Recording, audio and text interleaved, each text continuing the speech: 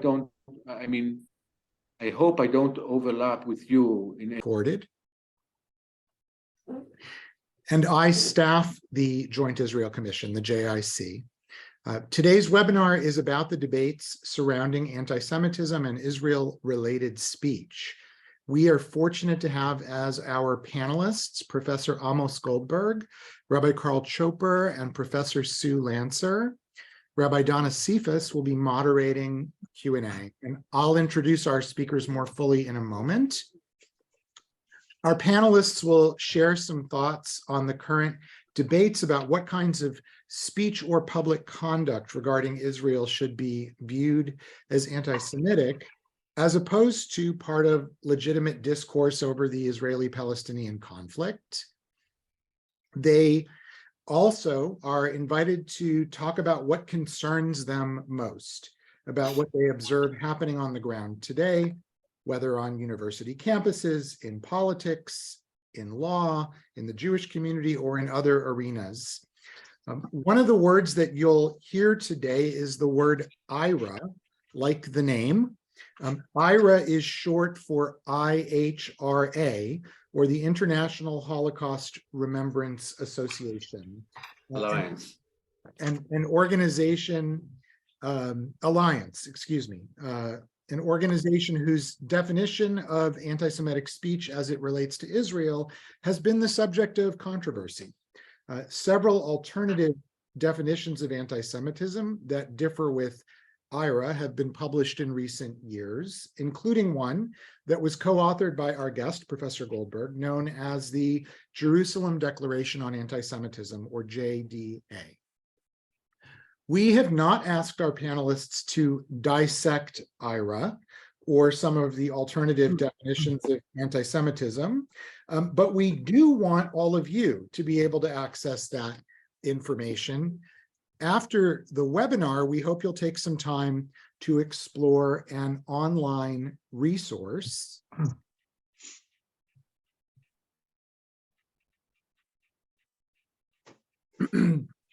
created by the Joint Israel Commission that is designed to help people study further.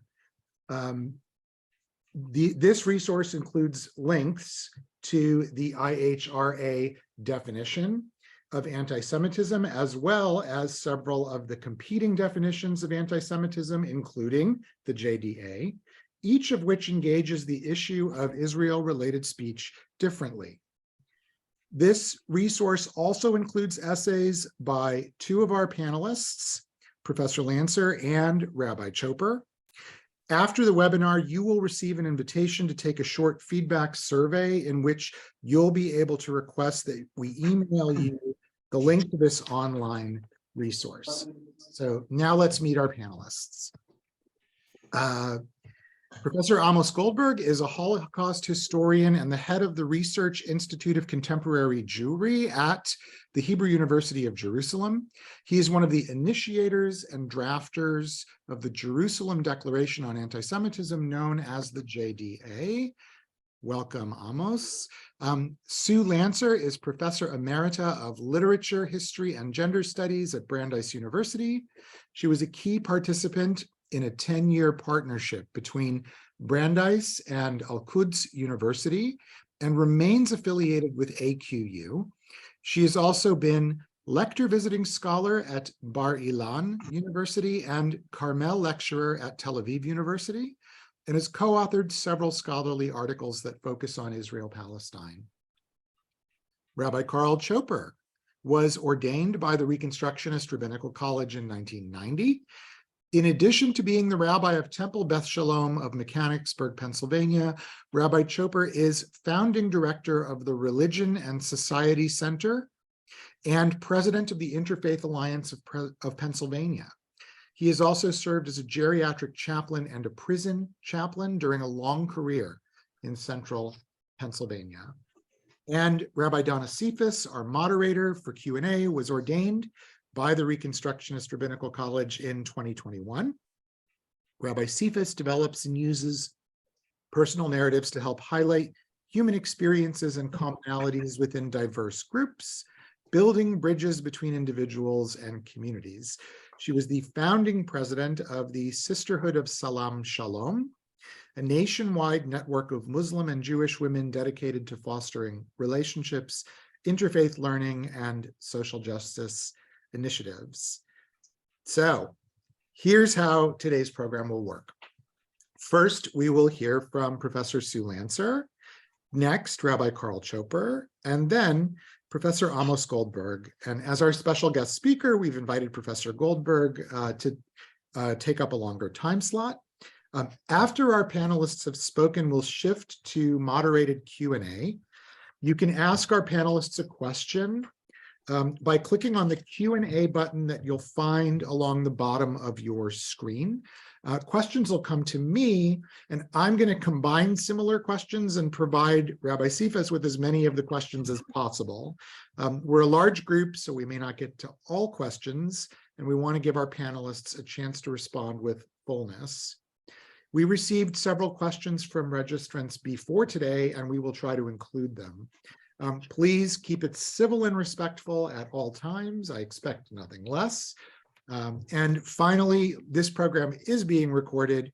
The recording may be made publicly available, and the opinions presented by the speakers are their own, and they don't necessarily represent the views of Reconstructing Judaism or the Reconstructionist Rabbinical Association. So having shared all of that, it's a pleasure to invite Professor Lancer. Hey, thank you, Maurice, and thank all of you for the opportunity to join this conversation. I want to start by acknowledging how challenging discussions like today's can be, even as they are crucial for those of us who are engaged in addressing a human rights catastrophe about which I believe American Jews can make a difference. I take the word aleinu, it is on us, as a serious call. Identifying particular speeches and related to the definition of anti-Semitism that one selects. So I will be talking about the IHRA definition, about which I've also written on the RJ website. But I will use Troua's definition because it is especially compact. Anti-Semitism is hostility, prejudice, hatred, or violence against Jews as Jews. You will find it along with several other definitions on the Reconstructing Judaism website, and you will hear from Professor Goldberg about a particularly important definition. All of these are motivated by concerns about the IHRA working document that is now enshrined in American and European policy. The IHRA definition is both vague and somewhat odd. I'm quoting it. Anti-Semitism is a certain perception of Jews, which may be expressed as hatred toward Jews. Rhetorical and physical manifestations of anti-Semitism are directed toward Jews or non-Jewish individuals and or their property, toward Jewish community institutions and religious facilities. IHRA does not define what it means by a certain perception of Jews, nor explain why it includes non-Jewish individuals, but it is very specific when it yokes this definition to 11 examples of allegedly anti-Semitic speech, of which 7 focus on Israel. Criticisms of Israel, IHRA declares, are anti-Semitic when they conceive Israel as a Jewish collectivity. But Israel conceives itself as a Jewish collectivity, especially now that the nation-state law has proclaimed it the homeland of and only of the Jewish people. If Israel cannot be criticized when it is conceived, then in effect, it cannot be criticized at all. The IHRA definition with its attendant examples is currently enthroned in law or policy in 33 countries, the European Union, the United States, the province of Ontario, 28 US states and many smaller jurisdictions, scores of religious and secular organizations, and numerous college campuses. It has been enthusiastically endorsed by Reform Judaism, the Anti-Defamation League, and the American Jewish Committee. Proposed House Bill 3515, authored by the election denier, David Kustoff of Tennessee, would make delegitimizing the state of Israel an anti-Semitic crime. His bill also claims that Hamas supported mobs mob supported by Hamas harmed American Jews during the May 2021 war in Gaza, but says not a word about massacre in the Tree of Life Synagogue. In stark contrast, House Resolution 1125, introduced by Representative Debbie Wasserman Schultz, documents rising U.S. anti-Semitism without mention of Israel or IHRA, and passed the House with just one dissenting vote. These two congressional documents mark the difference that different understandings of anti-Semitism can make. If, along with Torah, we define anti-Semitism as hostility, prejudice, hatred, or violence against Jews as Jews, then the vast majority of Israel-related speech cannot be construed as anti-Semitic.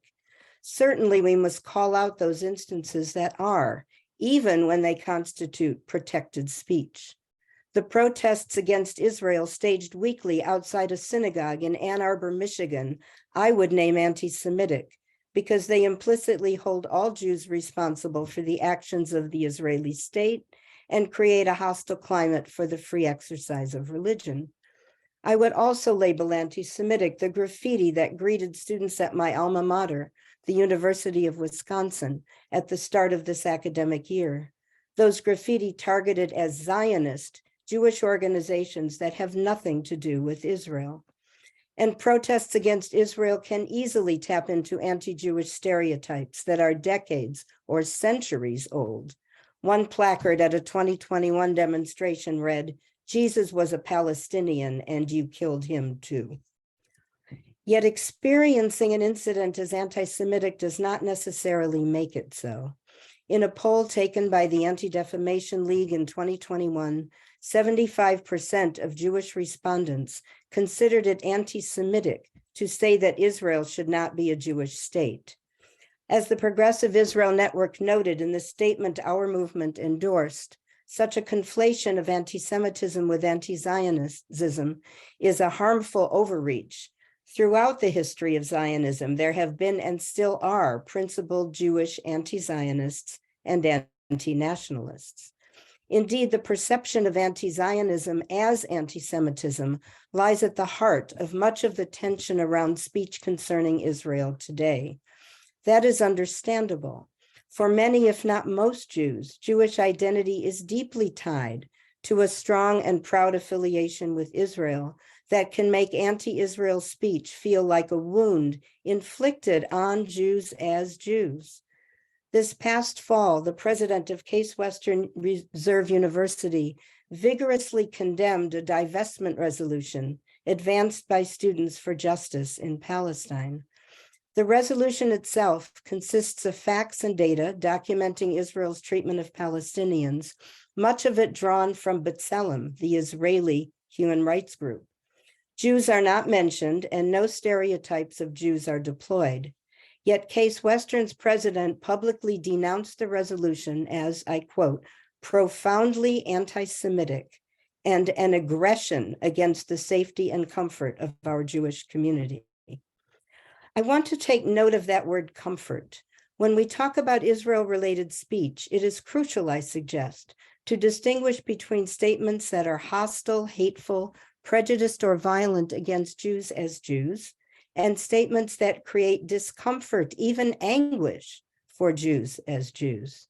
It is understandable that centuries of historical trauma and its epigenetic effects, reinforced by rising anti-Semitism in the US today, may lead us to feel personally threatened, even physically fearful, when we hear Israel censured.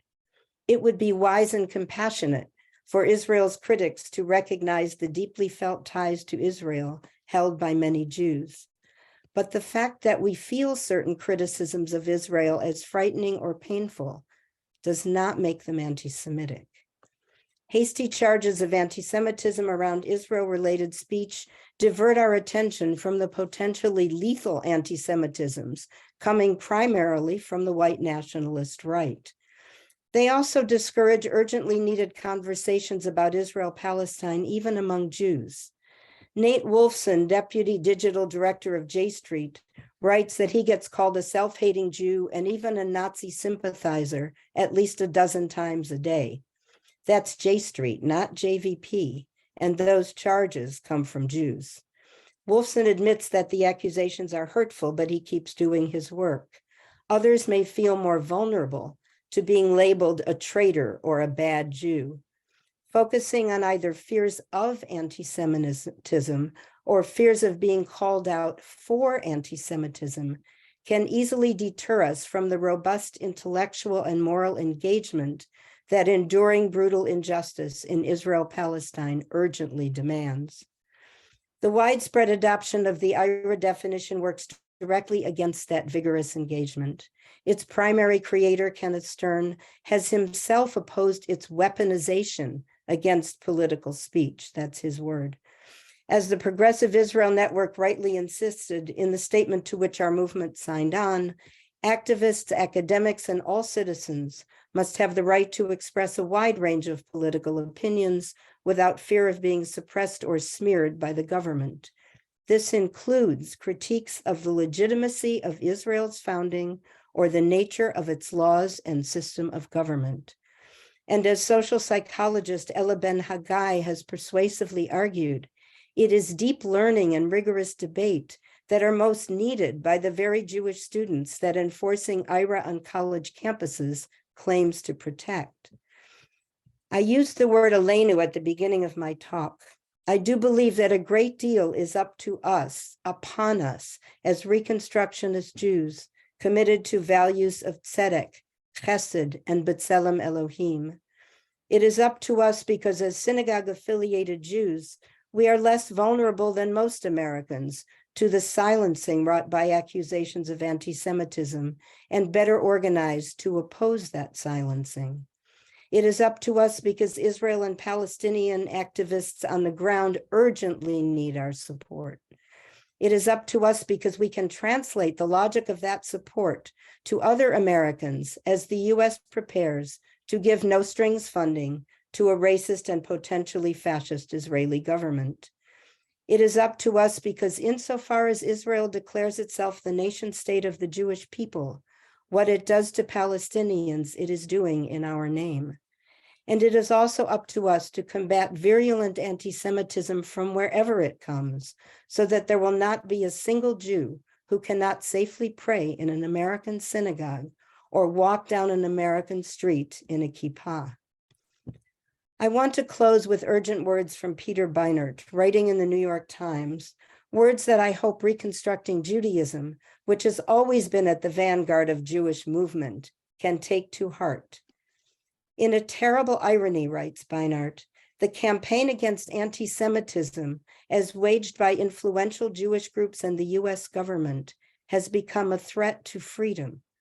We need a different struggle against anti-Semitism. It should pursue Jewish equality, not Jewish superiority, and embed the cause of Jewish rights in a movement for the human rights of all. In its effort to defend the indefensible in Israel, the American Jewish establishment has abandoned these principles. It's time to affirm them again.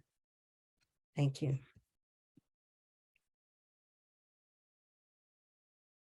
Thank you so much.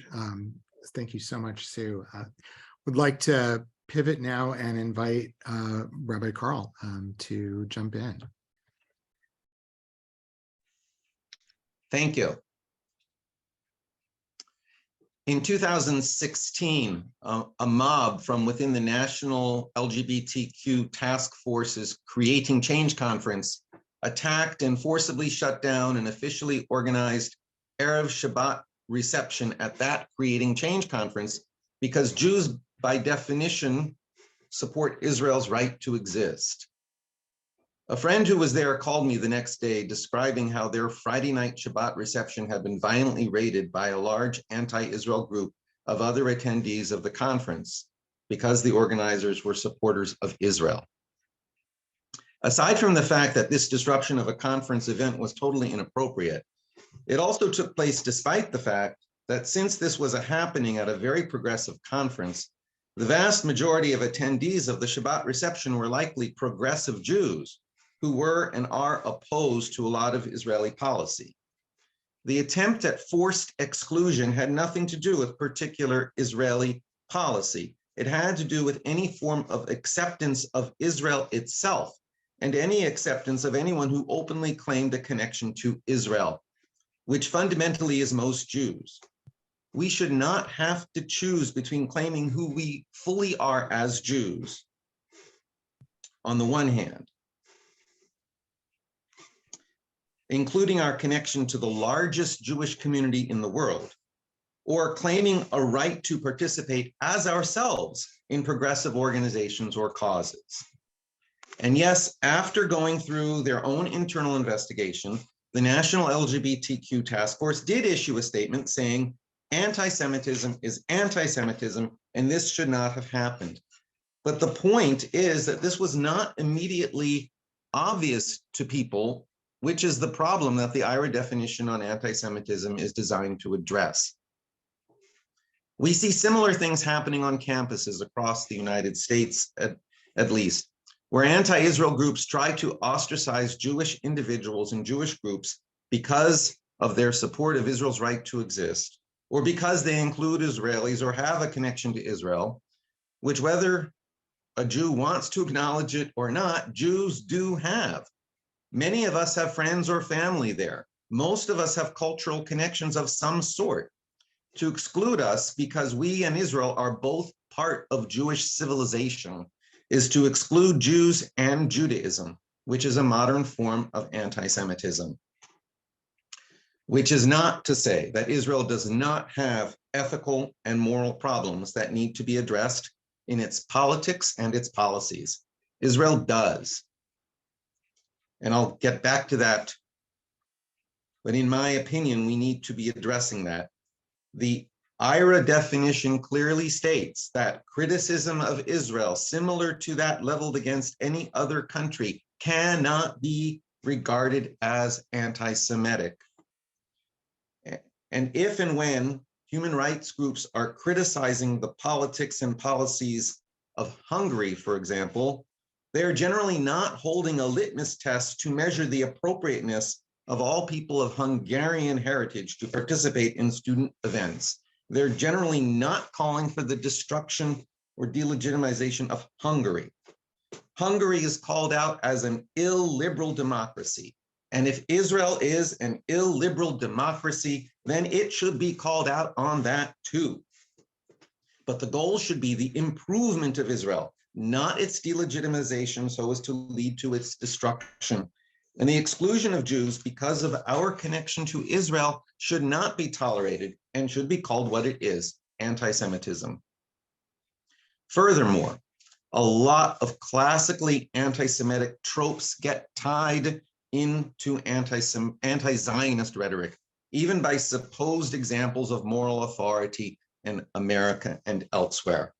The Presbyterian Church, USA, I'm going to hold this up, part of my collection of anti-Semitic materials. The Presbyterian Church USA makes available through its bookstore a congregational curriculum titled Zionism Unsettled, which states in its very opening that Zionism is not just about the colonization of Palestinian land, but also about colonizing minds, Jewish, Arab, European, and American. This is nothing less than the recycling of old anti-Semitic charges about Jews seeking to control world media and governments. Even physical attacks and murders of Jews, especially in Europe, have been carried out by people whose hatred of Jews is tied to the Arab-Israeli conflict. The very fact that Israel exists is seen as evidence that everything that is said about Jewish power and domination is true. The IHRA definition of anti-Semitism goes a long way to address this issue, and we must not undermine the contributions it makes towards that end. At the same time, we as Reconstructionist Jews must do more to improve Israel as a just society. To do this, we must not start with the analysis that Israel's enemies make, or that Israeli right-wing nationalists make, whether they are religious nationalists or secular nationalists. We need to create our own Reconstructionist narrative about Israel, starting with the Reconstructionist assertion that we are all part of one evolving Jewish civilization, and that Israel is a huge and central part of that civilization. We should be leading the conversation, not following it.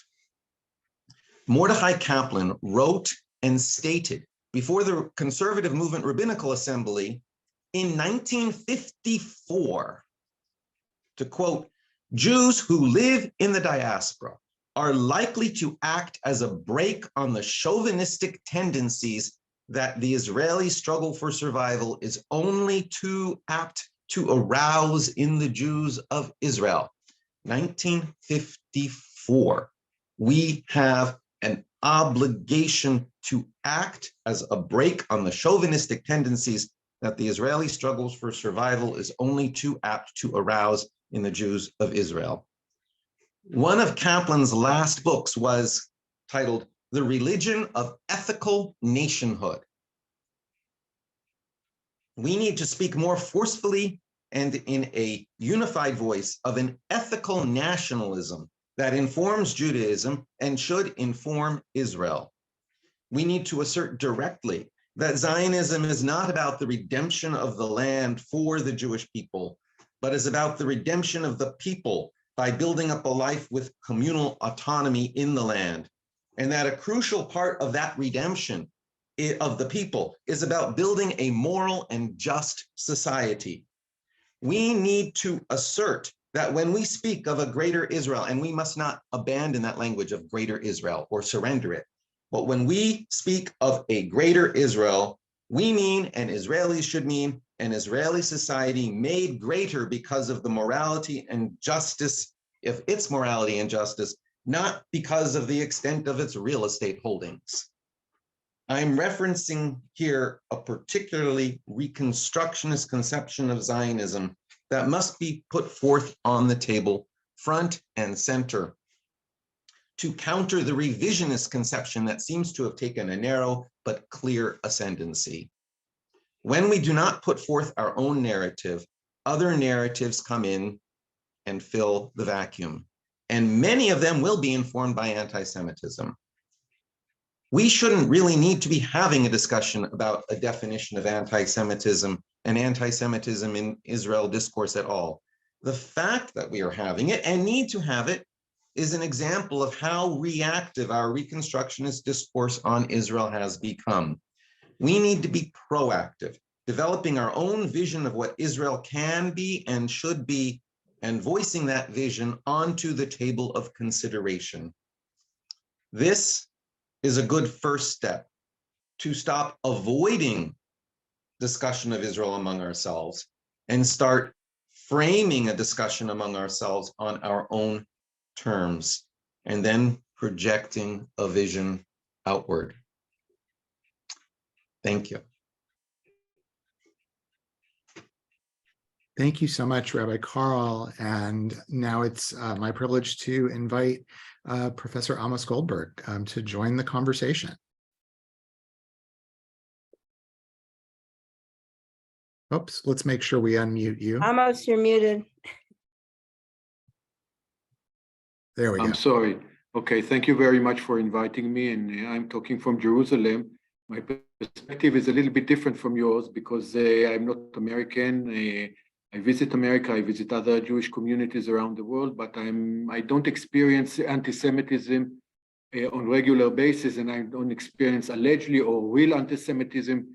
I experience my Jewishness in Israel, which is a slightly different perspective, and this is the perspective from which I speak, and I want to say this up front. So, but as an Israeli, as a Jewish Israeli, I have strong feelings, very strong feelings about these issues, and as was said in the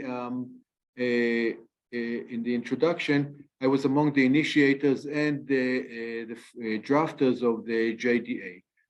But before I start, I want to say that it's true that the IHRA definition has been very successful and very, very powerful and very forceful, was adopted by many institutions and governments. But I think it reached its peak already. Just recently, last week, the U.S. Department of Education Office for Civil Rights released a new fact sheet describing protection that covers students who are Jewish, Christian, and other religious group, and it doesn't use the IHRA definition, and it is it's a great change after the Trump administration did adopt the IHRA definition precisely for those reasons. So I think, and if you go to the No IHRA to the website of No IHRA group, a Canadian group, you will see other, particularly in Canada, other places that the IHRA was blocked. Now, I was among the as I said, the drafters and the initiators, and I want to a little bit expand the perspective and say why we actually felt that there's a need for another definition. First, I will say that I don't think we need definitions. We don't need definitions. We don't have a definition, non-binding definitions of anti-blackness or or Islamophobia. And it's very difficult to draft a definition. And definition is always keeps short of its target. It's always too much or too little. It excludes and includes, and there's no need. Actually, there is no need. And several institutions and authorities already acknowledge that in England, in America, in other places. We can fight racism and all kinds of racism and bigotry without definition. But after the IHRA definitions were introduced, and I want to go back, it was introduced in 2005. Was first drafted in 2004, 2005, and particularly after the Durban Human Rights Conference, United Nations Anti-Racism Conference in Durban, South Africa in 2001. Because there, it was the first time Israel and Jews who approached, participated in this conference, confronted the heads-on a very popular anti-Israeli narrative, which is based on Israel as a settler colonial state.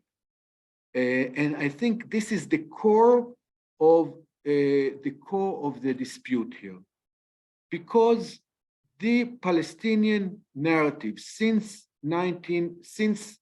certainly since Balfour Declaration in 1917, it perceives Israel as a colonial state.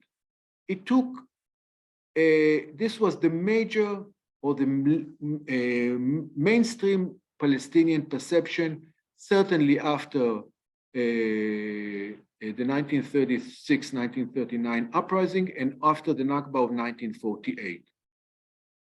Now, Israel, this is by saying now the core of this narrative is that Israel, whether we acknowledge it or not, like many other states, like the United States, like Canada, like New Zealand, like France, like other, has a racist colonial, is in its basic form, has a racist colonial element in it. And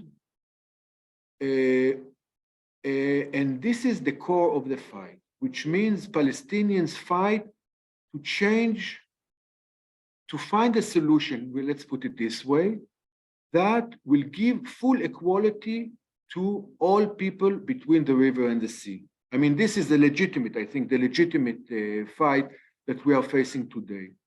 And it's based on the fact that there is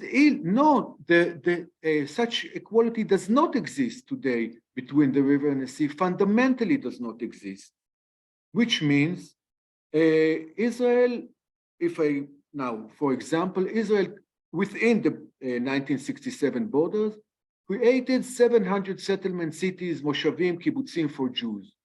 0 for Arabs, except for the Bedouins, which is another story.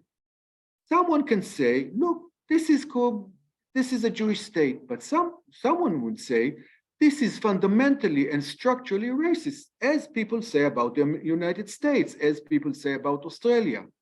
Now, those narratives, if you delegitimize such narratives that say that Israel has a racist element, or its Zionism has a racist element in its core, if you delegitimize it, you actually delegitimize any Palestinian claim, because this is the core issue that stands between Jews, between Zionists and Jews and the Palestinians.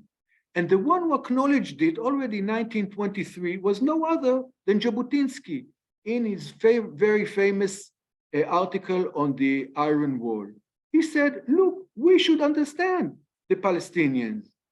They have, and he says, like many other colonized people, they will fight. And for their perspective, they have the right to fight. And this is why we will have war for very long. So he completely distinguished between the war that has to be fought and its motivation. It was not anti-Semitic. It was not against the Jews. It was a natural response, as he analyzed it already in 1923. And actually, Ben-Gurion also said similar things later on. He analyzed it as a natural response to colonized people, to settlers that, from their perspective, have all the right to settle in their homeland. But from the Palestinian perspective, it's illegitimate. And this is the core and basic political, not anti-Semitic, political dispute between Jews and Arabs over the Holy Land. Now, you cannot, there is no way you can delegitimize the narrative of your opponent in such a way. Moreover, there is no, and this is what the IHRA actually does. And how does it do it? And I will quote from the IHRA definition. Let me quote from the IHRA definition. It says that applying, now it says, denying the Jewish people the right to self-determination, e.g., by claiming that the existence of the state of Israel is a racist endeavor. But the idea that the state of Israel is a racist endeavor is at the core of the Palestinians who were ethnic cleansed in 1948, who suffer from occupation, who were lost their homeland and became refugees. What can you expect from such people? So this is at the core of their narrative, just as other people, as Jabotinsky already reminded us in 1923, this is how colonized people react to their settlers. Now, that doesn't mean, as Jabotinsky acknowledged, that the Jews don't have rights in the Holy Land, of course, in Israel. But that does mean that their opponents have a legitimate narrative. That is what it means. And so I think this is at the core of what happened in Durban, because it was the first time that Jews and Israelis faced face to face the rage. And it was after the first year of the second Intifada. It was after many years of settlement, and there was it seemed, and after the failure of the peace process of the Oslo Accords. And many people were frustrated and it was after the 90s where the post-colonial discourse and the human rights discourse entered universities very heavily. And all of a sudden, the Palestinian narrative about apartheid, about settler colonialism, about Israel violating human rights had an echo in the international arena. Now, I'm not going into the Durban, but it was the official Durban conference was very mild on Israel, but the NGO, there was a parallel NGO conference, and it was very harsh, and it actually accepted the anti-colonial discourse on Israel. It was very harsh on Israel. Now, this is one point. The other point is that, as Rabbi Chopper quoted, the IHRA definition as if legitimizes criticism of the state of Israel. But since it is so vague, and since it does not limit its example, they are, even if they did not mean to be like that, they are abused over and over and over. And there are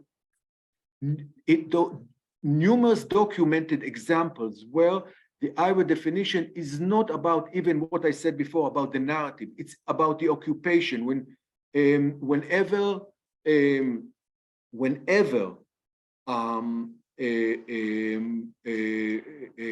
many cases that politicians or others criticize harshly the occupation or the settlements, they were accused of being anti-Semitic because of double standard. Now, what is double standard? Political action is always based on double standard because you decide to focus on one and not to focus on B. There is no objective ladder, objective hierarchy between cases in the international arena where you can say, okay, this is the first one. Why Ukraine is worse than what happened to the Rohingya in Myanmar? Why is that worse than what's happening in China? Why is that worse than what happened in Syria? Why is that worse than? Nobody can say, but there are some circumstances that people are, and also governments, focus on one or other problem in the world. How can you? Double standard is open to abuse because you're always double standard. Every political action of an individual, a group, or a state always involves double standard. So we have here another very problematic example that was abused and over again, and I can give so many examples, documented examples, that even if those drafters did not mean for that, this is what actually happened. And the originators of this definition, as I said, which was drafted in 2014, in 2004-5, was then adopted by this very powerful organization, the IHRA, International Holocaust Remembrance Alliance, and which is combined of 34 or 35, is composed of 34 or 35 countries, mostly Western countries, or European or Western countries, almost no, maybe Argentina and one other non-European or non-Western countries. They adopted it and managed to disseminate it, and it became a very powerful definition, which, as I said, on the one hand, identifies practically every anti-Zionism with anti-Semitism, and this said no other than Kushner and no other than Bibi Netanyahu, and I can give you the quotes afterward. So it identifies anti-Semitism, anti-Zionism, and anti-Semitism. It delegitimizes the basic legitimate Palestinian cause and narrative, and it creates such a double standard in favor of Israel because no other nation, and in particular, no other Palestinians have some kind of a rule, disciplinizing a set of rules.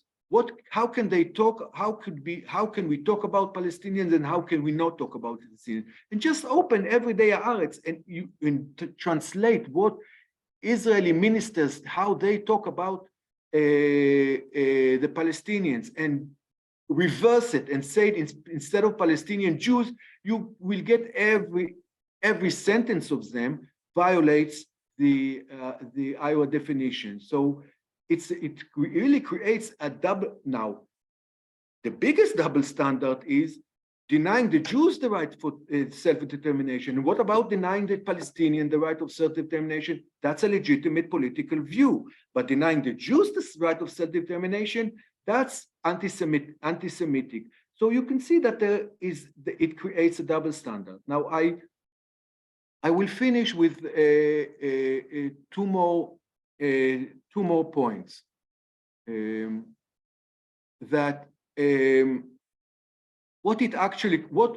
So first, as I said, the IHRA definition is in intervention in the political discourse, which delegitimizes the Palestinian narrative and creates a very forceful double standard in favor of Israel.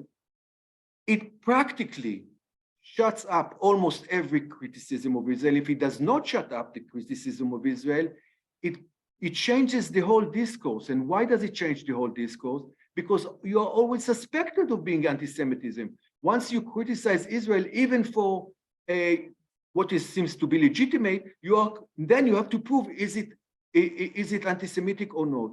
So instead of talking about Israel violation of human rights, Israel illegal occupation, Israel settlements, Israel chauvinism, and let's remember who is the occupier and who is the occupied.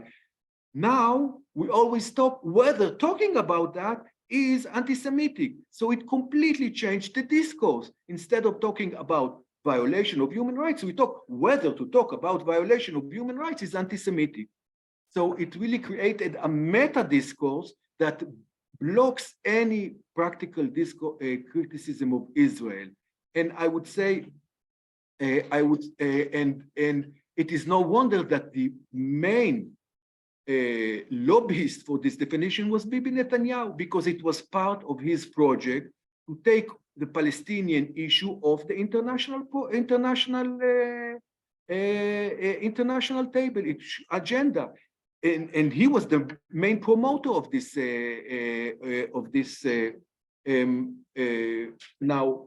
this definition, because it's an iron dome against criticism of Israel.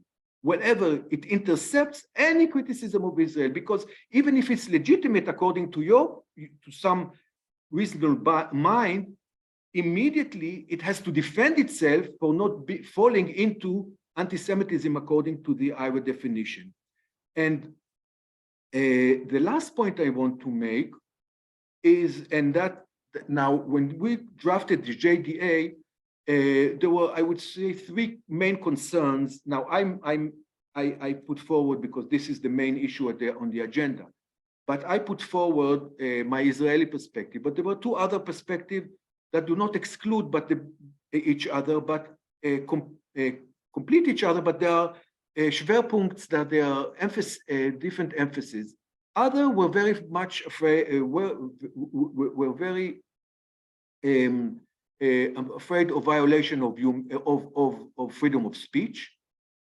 And the third one was, as Sue already mentioned, it really diverts our attention as if the real anti-Semitism of our time is about Israel, where we know this is not the case. Most statistics, even in Germany, where this is the harshest place where the IHRA is in practice, even in Germany, according to official statistics, the vast majority of crimes against Jews are from the nationalist right wing, or neo-Nazis. So to conclude, because my 20 minutes, generous 20 minutes are over, the IHRA definition is not about anti-Semitism. Even if it was meant to be there, it's a political intervention in a political debate by trying to delegitimize what should be, even according to Jabotinsky, a legitimate view that you maybe not harshly disagree with, but it actually as I said, it's an iron dome against any, I would say, influential and impactful criticism of Israel and the occupation. Thank you very much. Wow, thank you, Professor Goldberg, and to all three panelists. And now I'd like to invite Rabbi Donna Cephas to moderate a little Q&A. We've had a few questions come in using the Q&A feature, and They are questions that actually are like a paragraph and a half long each, because people are writing thoughtfully and with nuance and complexity. So I'm going to try to find like and like, but Donna does have something queued up, and I invite you to jump in. First, I'm going to apologize to our esteemed panelists who spoke so thoughtfully and eloquently that we are giving 3 minutes for responses for each. And I will interrupt very gently when you have 30 seconds left. The first 2 questions, which Marisa and I thought could come together and be answered by any of you because they were not directed at anyone, are the following. How can we best prepare our young people to fight the anti-Semitism on college campuses that are stemming from groups like Students for Justice in Palestine? And what are the best strategies what are the best strategies for fighting against the weaponization of the charge of anti-Semitism used to silence criticism of Israel? So whoever would like to speak, please feel free. And if every one of you would, fine. I something. I think the definition itself could be used to uphold legitimate criticism of Israel.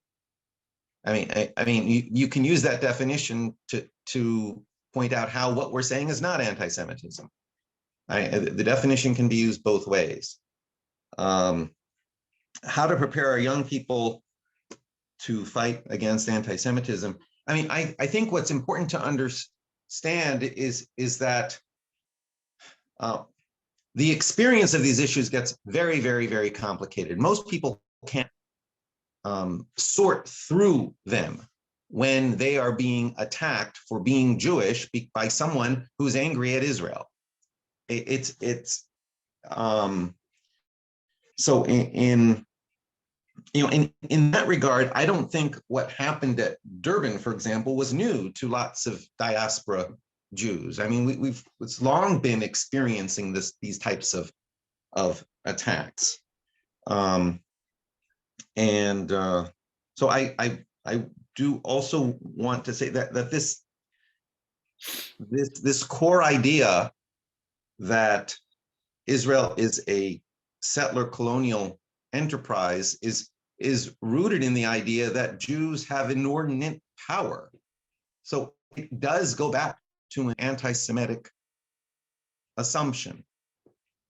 Living in the diaspora and engaging in Jewish-Christian dialogue, I'm constantly encountering people, and I think the entire Western world has this. The entire Western world has views of Jews and Judaism that are grounded in who they are, and which it may be part of their identity, but they have to be challenged because so many of those views are fundamentally anti-Jewish. Christianity has supersessionism. That's part of what Christianity has been. That doesn't mean we accept that or don't call it out. And so I think that definition, the IHRA definition, helps bring clarity and can be used for that. Carl, 30 seconds. I'm stopping. Oh my goodness, okay. Would anyone else like to answer? Please, Sue. Yeah, just a quick comment. I think it might be best if we back off from assumptions that groups like Students for Justice in Palestine are anti-Semitic and listen to what they're saying, as I would hope Students for Justice in Palestine will listen to what other groups on campus are saying. And I think the real problem is, and it's a problem in this country that is in extreme right now, is polarization of positions that cuts off dialogue. A university is a place for learning and listening. And if we can get students to learn and listen to each other in talking about Israel-Palestine, we may get somewhere.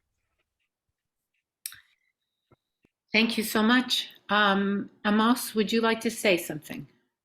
Yeah, I think, first of all, I want to say that I don't think the IHRA definition gives us any, it's on the contrary, it doesn't give us any, it's not a tool on its own, certainly not on its own, and not a tool to combat, to face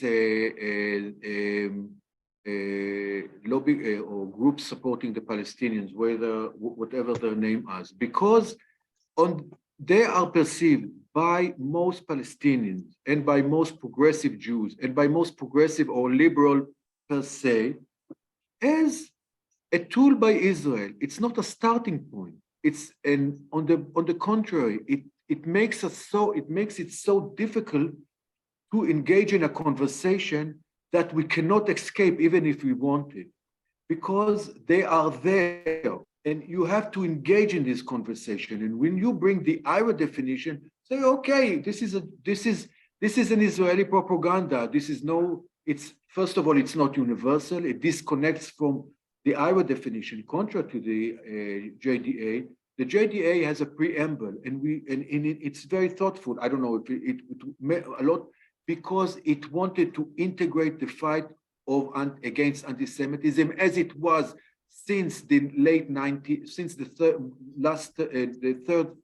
of the 19th century, within the fight for emancipation. It is not something special. It is not excluded. It is the emancipatory fight against racism and for equality and against bigotry. And the IHRA definition excludes the Jewish case as if it's a special case. It's a non-starting point. This is why. Now I can't really, and this will be my last sentence. I don't experience on daily life what happens on American campuses, but this I know for sure because I spoke to many people.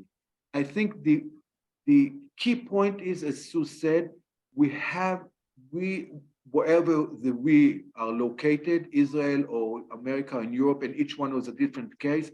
Germany is different from United States and from England and from France. We have to engage in conversations on this, and among ourselves and with Palestinian and pro-Palestinian groups. There is no way to bypass that. Thank you to our panelists for those thoughtful responses. Excuse me. Okay, my chimer's not stopping. Go away.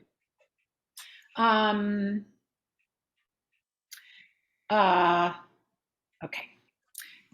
Rabbi Chopper, I'm sorry, is it Chopper or Choper, Carl? Choper, excuse me. Rabbi Chopper brought up the need for asserting a clear Reconstructionist vision of Zionism. Somebody noted that his vision sounds similar to the cultural Zionism of Ahad Ha'am. What if cultural Zionism has lost out to revisionist right-wing Zionism, so thoroughly that the cultural moment requires us to focus the conversation on the dominant form of Zionism today? Would any of the panelists like to respond?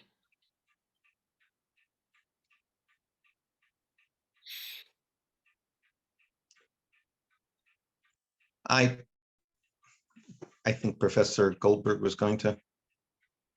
Yeah, but go ahead. Yeah, I think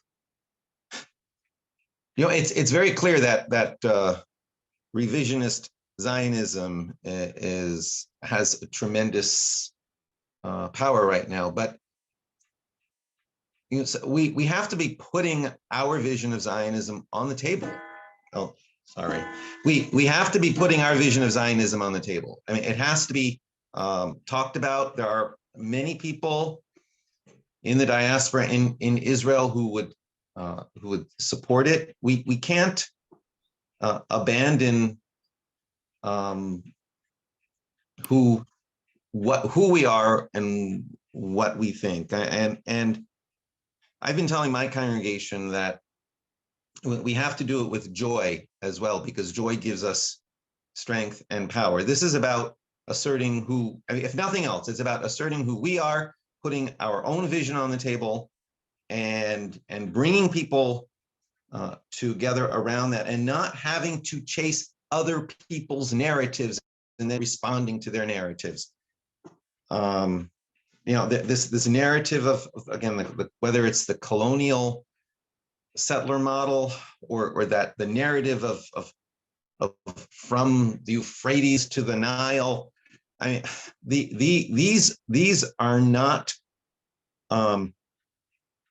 narratives which we should be leaving unchallenged. I mean, we should put our values into our own narrative and then fight for those values. And that also means what we talked about, occupation, the settlements, these do not accord with our values or what I think would be a Reconstructionist narrative. Because if Israel becomes an immoral state, then the social impact of that then spills over into the rest of Judaism and affects directly who we are. So we have no choice, if we're going to be who we are and be true to who we are, but to put our vision on the table loudly, and we need to do it. We need to do it. Thank you, Carl. I hear I the jump chime. in? Okay. Our next question Wait, is, Can I want to jump in? oh, I'm so sorry, Amos. Professor Yes, Goldberg. of course, excuse me. Yeah. Okay. First of all, we don't have a revisionist government today.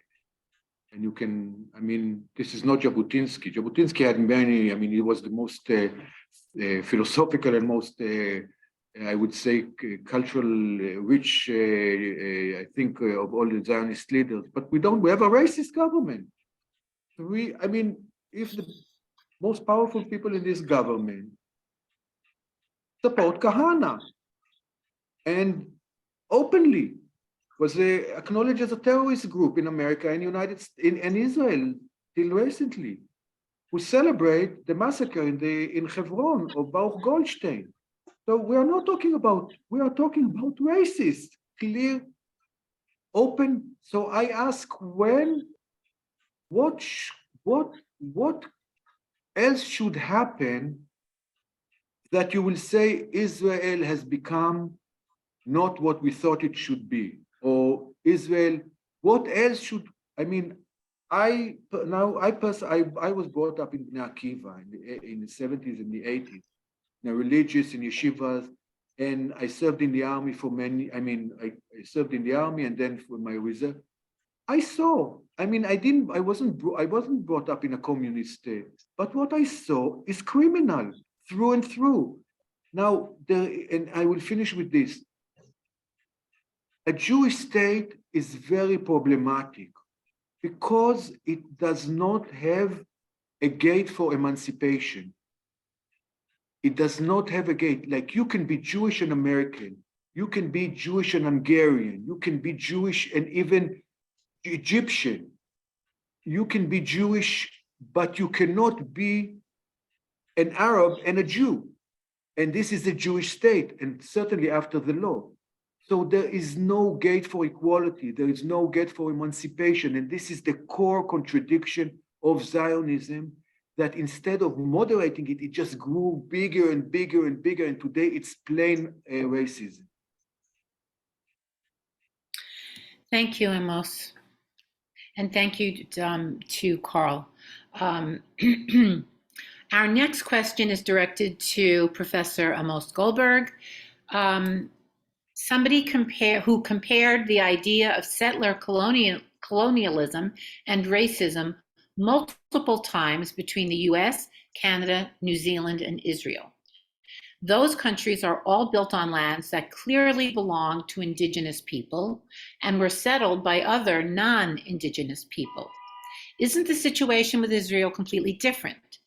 Isn't the Palestinian narrative based on falsifying clear historical facts, such as denying the existence of the temple on the Temple Mount? Isn't that anti-Semitic?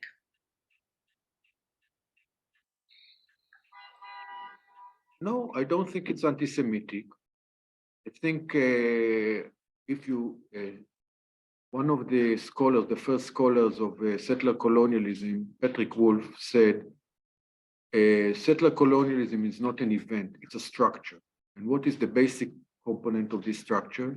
That immigrants come to a land, whether they have attachment to it or they create imagined communities or whatever you want, and they do not want to integrate in the community, but in the political community, but to replace it. That's the basic core issue of settler colonialism.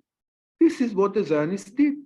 They came from, even they had attachment to the land, of course, Jews, but that does not mean they have political rights on the land or exclusive sovereignty. Those are two things. I am seventh generation in the land of Israel, in Eretz Israel. Now, my great-grandparents, they lived in the land of Israel, and that was their place. Now, you can demand quality, you can demand many things.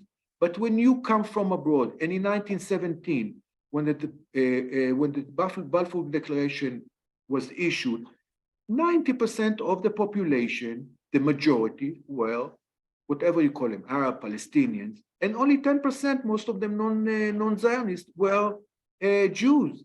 So, and this Zionist immigration came into this land and did not want to integrate, certainly after the Balfour Declaration, not integrate into the political structure, but to erase it and to create a new structure that will serve the Jewish immigrants. That's the core issue of settler colonialism. Now, can settler colonialism explain everything or justify anything, explain everything about Zionism? Of course not.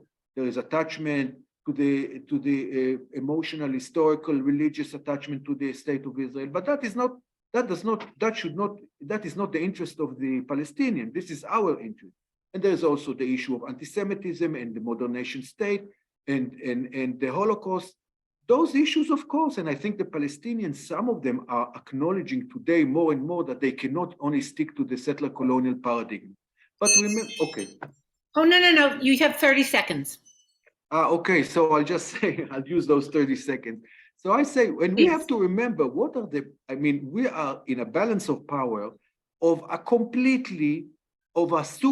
one of the most powerful countries in the region, on certain aspects, one of the most successful countries in the world, economically, politically, militarily, of course, against really a shattered and completely distracted nation of refugees.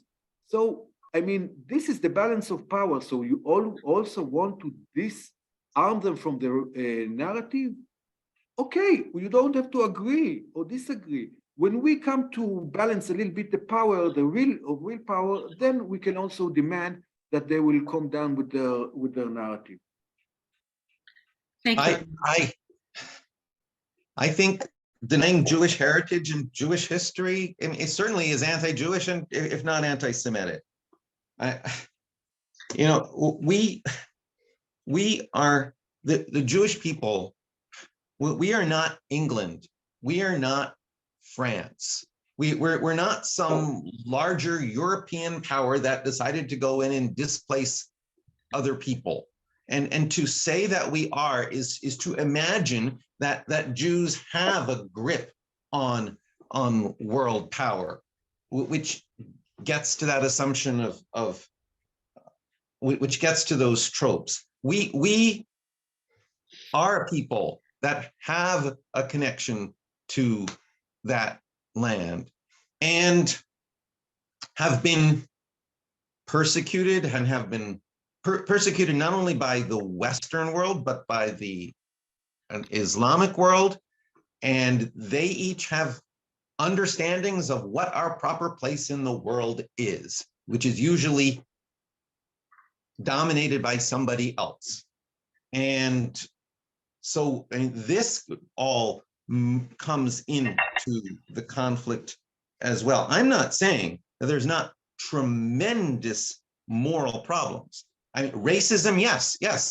Kahanism, yes, that is a huge problem, which is why we need to be engaging even more. But to say that we are to compare us to the colonial powers of England and France and the European empires misses a huge point, especially when, well, there's so much diversity within both sides, of views of both sides. I mean, because there also are Palestinians that say we are still working to control the world through the Rotary clubs. You know, I mean, both peoples need to change their perception, need to adjust the perception to understand that the other is there, and we're not going to change their narrative, and they're not going to change our narrative. We need to change our narrative. And the conflict among us, among Jews, maybe comes down to this phrase, Lihiot am chafshi be'artzenu. I want to emphasize Lihiot am chafshi, which requires chafshi for others. 30 seconds. Yes. I want to emphasize Lihiot am chafshi, to be a free people, which means giving freedom to others as well. Others want to emphasize be'artzenu. But Lihiot am chafshi is not settler colonialism.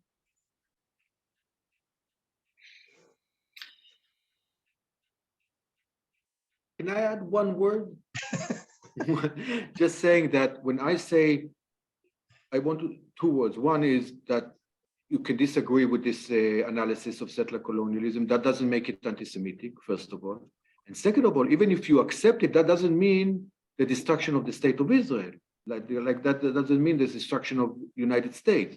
It just means this a lens of analysis of what's going on in the Middle East. But we live in an environment where many people are saying that this means destruction of the state. And that makes it harder for us actually to put forth our narrative. Yeah, but what is the destruction of the state? America went through some constitutional changes. And many countries went through some constitutional changes. When people say we have to decolonize Israel, and I myself included, I don't think it's the only perspective we can look at Israel. Of course, we have to add, but this is one important. When we say we decolonize, we say we have to undergo through some constitutional changes that will enable the two peoples to be completely equal on that land, free and equal, collectively, individually, and civically. That means this is decolonization. What does it mean institutionally? We have to think about it, but we are so far away from that right now. Just look at the government. Three of the ministers talk openly about ethnic cleansing. Okay, so what are we close to decolonization? So to me, you're talking about improving Israel, which is what we need to be talking about. I think I'm going to jump in and thank you both. We're really trying to make this as deep a conversation as possible and to also let people respond. But thank you, gentlemen, both. So our next question really is not a question. It is a compilation that Maurice put together of several views that I'm going to put out and ask any of the panelists to respond to. The view that is being expressed is that certain core elements of the standard Palestinian narrative, in particular, those elements that deny the crises Jews faced before, Jews faced before 48, and in particular, those elements that deny or diminish Jewish historical and religious ties to the land. So it is a statement saying, how do you respond to the Palestinians ignoring these elements? I'll just say that power in Israel-Palestine is so disproportionate, and Palestinians are now suffering so greatly.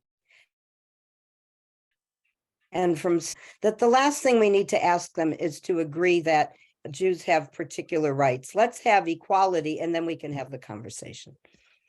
Thank you, Sue. Maurice just sent me a very important message. And his point is that the concern of these people is that these Palestinian narratives, which deny some of Jewish history, lead to anti-Semitism.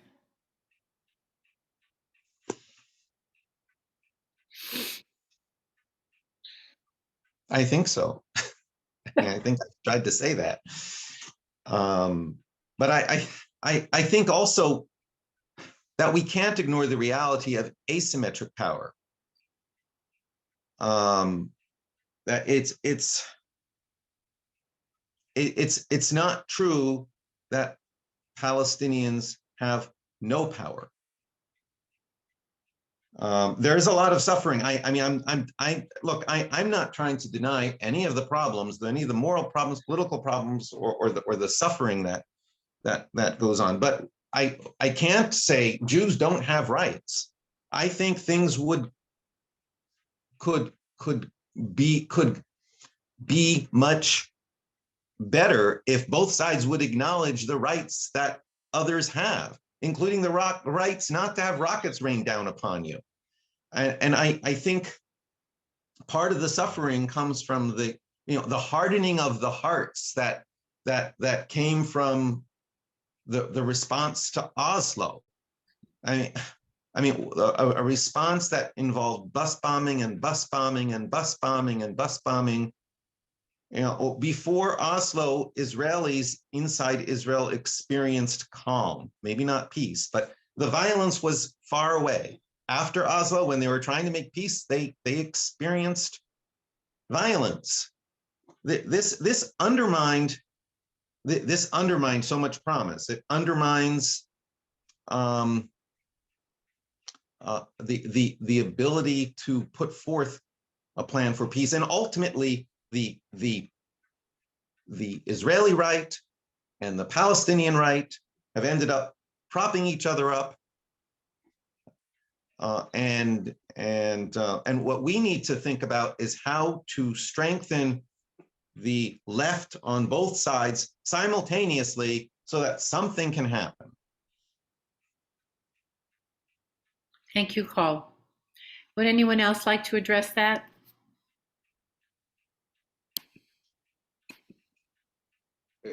Sue? Go ahead. So I think my personal experiences, I co-edited a book with a Palestinian scholar, and my experience, to a certain point in your what you said, Carl, I completely agree. I think we have to ask the Palestinians, when you talk about decolonization, what are the Jews' rights? How do you envision the Jews' rights? That's a legitimate question. But in order for that to be a legitimate question, you have to assume that in decolonization, everybody is equal. And you give back lands, you give back a lot of privileges that currently I have as a Jew within Israel, and certainly compared to the territories, the occupied territories, that people there with no rights. So the question is, of course, they are a political agent and they have power, limited power, disproportionate to the Israeli, but they are, and you have to, it's a legitimate question. I think it's an essential question, and we have also to ask ourselves. And I can tell you from my personal experience, if you are honest and you are willing to an equal to talk about equality, real equality, that means really giving up a lot of privileges that Jews have. My experience is you will get a hand back. You can open this conversation. You can, but you have to start it. You have to start because, as you said, the disproportionate of power enables you to start this conversation. And when you go the extra mile, you will get back answers to the question, very, very difficult question that you pose. What are the Jews' rights in the process of decolonization? Can I just add? Thank you, Sue. I just want to add in almost 20 years of engaging with Palestinian students and colleagues, what they want is they want rights, they want equality. They don't want to push other people away. They want actually a binational state in which everyone has full equal rights. That may not be the kind of state that many Jews want, but that is what most of the Palestinians I know want. They're not denying the rights of Jews to share the land, but they are absolutely insisting on their equality within that land. And I think we also have to remember that most Palestinians, at least in the West Bank, see Jews in only two capacities in their entire lives, and that is as soldiers and as guards at checkpoints. And that certainly does not teach them anything about the Jewish community in Israel. Thank you, Sue. I just wanted to note that we are going with the Q&A till 3:40, and then Maurice is going to close us out. So our next question is coming from a different viewpoint. Someone wrote that they live in a city where their school boards and local government bodies are coming under heavy pressure to adopt IHRA, with potential consequences leading to the chilling of free speech. How can folks who want to avoid this happening work together? Who would like to address that?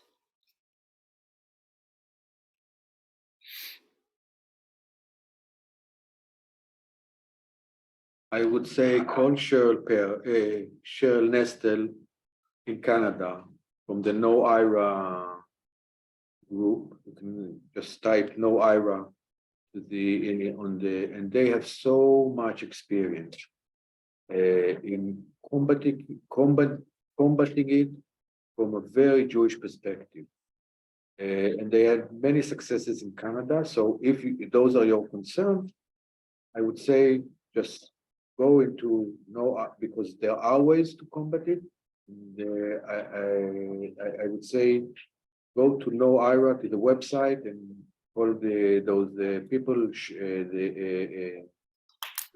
I want to add one more point. I think all this discussion, as Sue said, I think, and this is in order to form a Jewish narrative about the conflict, about anti-Semitism, about the relation between them. There is no way we can only do it among ourselves. We have to engage in conversation with Palestinians. We have to listen to them and take their perspective, because the stories now are so merged into one another, and it's part of us and we are part of them, and this is how we have to engage. So it's, even if we want to come up with a Jewish narrative of equality and fighting anti-Semitism. And I would just add that the other side of Palestinians not having met Jews is Jews having never had a conversation with a Palestinian. So I would say listen and learn again as a key here. Thank you. Oh, sorry, Paul. I think the process involves, us talking to Palestinians and then regrouping and talking to ourselves, and then talking to Palestinians and talking to ourselves. I think we are trying too hard to skip the process of talking with ourselves, and I don't think it's doing us any good. I think we have a particular Jewish perspective that needs to be put forth more direct, more consistently. As regard to that, putting the struggle with the IHRA definition on the school board, I don't even think on that level in a diaspora school board, the precise wording of a definition becomes so much the issue. These issues are so complicated and so nuanced. They're not going to be understood by people in the school board. They're not going to be understood by and the students, what the students are going to be feeling is they're talking about Israel, which has something to do with me. And now I am a representative of Israel, whether I want to be or not. I mean, part of what's happening on that level is that all of these things, Israel, Jews, get all conflated and they get directed at individual people. And the people that they're being directed at have no idea about how these issues are connected. And you know, so the obligation of the school board is to allow somehow for this discussion to take place without having participants, including Jews, feeling attacked in the process. Because in that school board, in that situation, in those schools, the people there have nothing to do with what's going on with the decisions being made in the Middle East. And that also happens with the college students too. They don't understand what's going on. They're just targets. They be targets, and that's part of what that's a large part of what some type of clarifying definition has to address.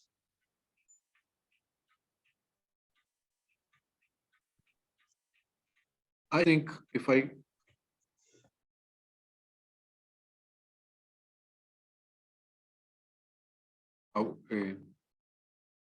think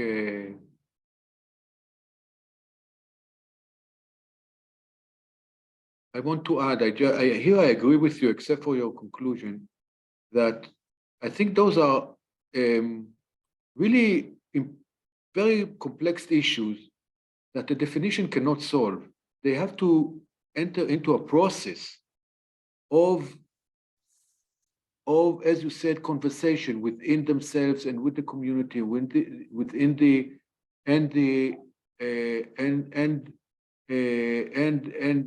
school board. They have to enter and bring all the definitions available in order to really go through a process. It cannot, sometimes the definition is a easy way to solve or unsolve or solve a problem which is way more complex than the definition.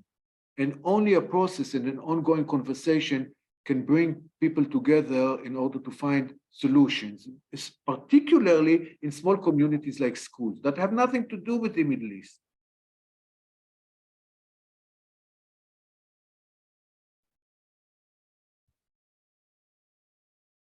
Thank you. I'm not sure what happened to Rabbi Donna.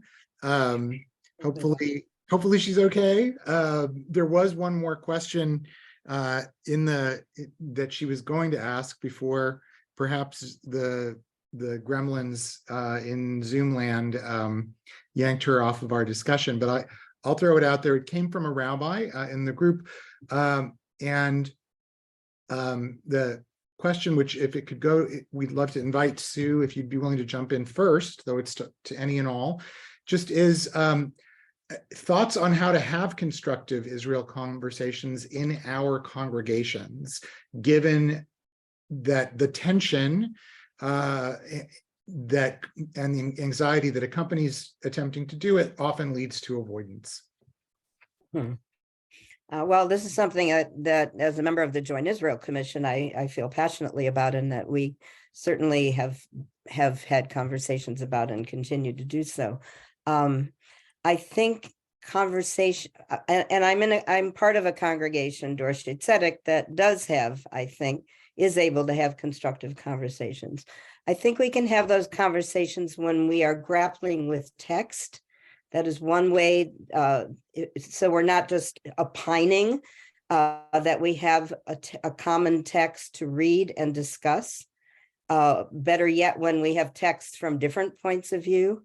At Brandeis, Shai Feldman, who is an Israeli scholar, and Khalil Shikaki, who is a Palestinian scholar, sociologist, and many of you may know from the polls that he and Dalia Scheindlin have conducted about the two-state solution.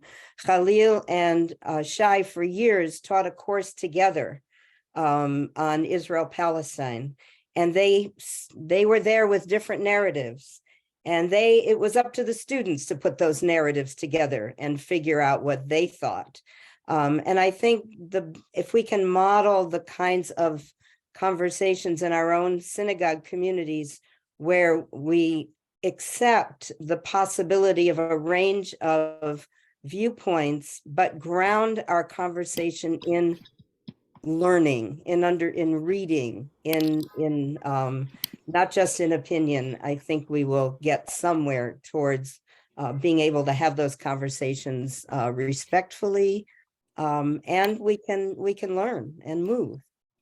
And I do agree with Carl. I'll just add quickly that Reconstructing Judaism needs to have this conversation. I think there might be a wider spectrum of we than Carl, than I infer from what you're saying. I think it needs to be a conversation open to Zionists of many different definitions, as well as anti-Zionists and non-Zionists, and that we need to think together so that we can address the urgent, desperate situation in Israel-Palestine today. And maybe we'll invite others to either respond to the question or share a last thought. Well, if I can add to that, first of all, I mean the Reconstructionist movement. I mean, we need to have a discussion about this from the perspective of Judaism as an evolving religious civilization. We need to think about what we can bring to the conversation.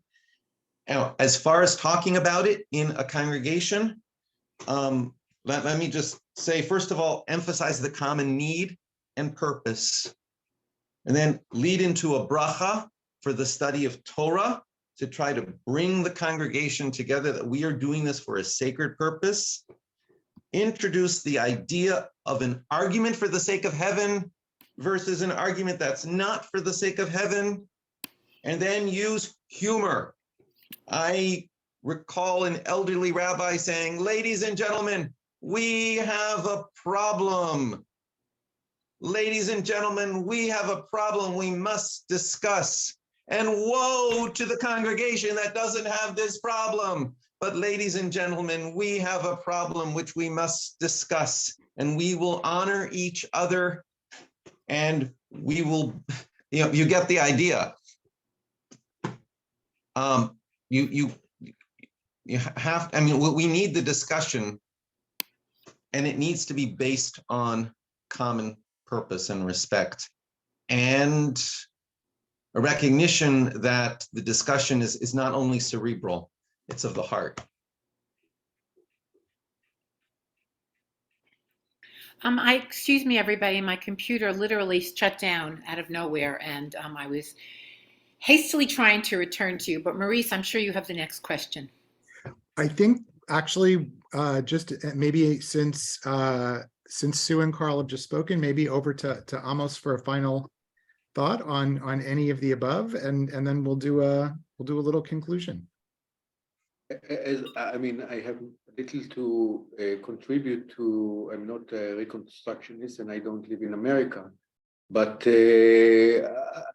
conversation, you have to acknowledge that conversation is a very soft word, but it's very difficult to hold those conversations, those huge disagreements. And I can tell you from my last Shabbat with my family, some of them are very, very right-wing, and it was impossible for us to hold a conversation.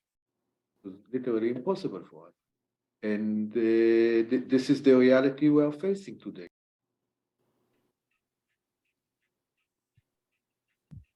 Fair enough. It sounds like Carl offered some really practical or tachlis tips for folks who would be convening the conversation. I thought I heard Sue talk a little bit about the deep importance of leaning into those conversations, and Amos was frank enough to talk about how even with family, the conversations might actually be completely impossible. And I experienced that with family as well. I just have a couple of words of wrap up. First, to thank all of our panelists and our moderator, and folks who are behind the scene, members of the Joint Israel Commission, who worked really, really hard, not just to set up this event, but to set up the resource that's connected to this event that you all can access at any time. And I want to say something about that in closing. So we want to acknowledge that with today's subject matter, the discussion may have ranged widely, and it did. Our program was not meant to offer the last word on these matters, but rather to help spark meaningful discussions among all of us, especially within Reconstructionist communities.